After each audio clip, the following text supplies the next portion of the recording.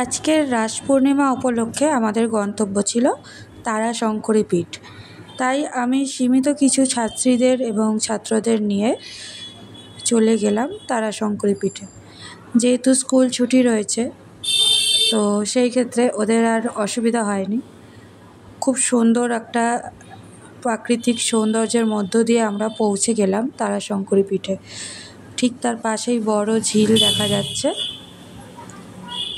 তো আমরা এখানে এসে প্রত্যেকেই আমরা আউটডোর স্টাডি শুরু করে দিলাম।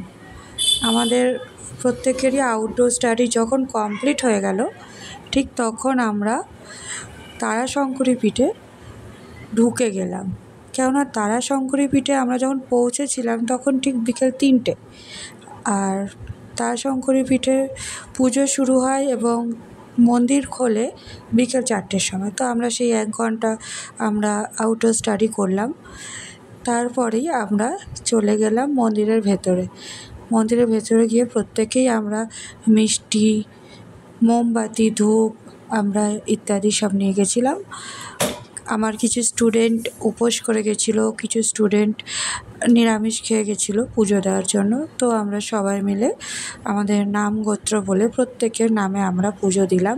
এর আগেও আমরা এরকম এসে পুজো দিয়েছি আমরা কিছু ছাত্রছাত্রীদের নিয়ে।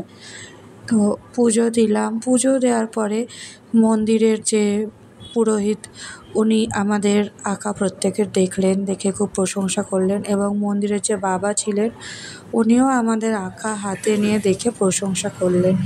এটাই আমাদের কাছে বৃহৎ পাওনা।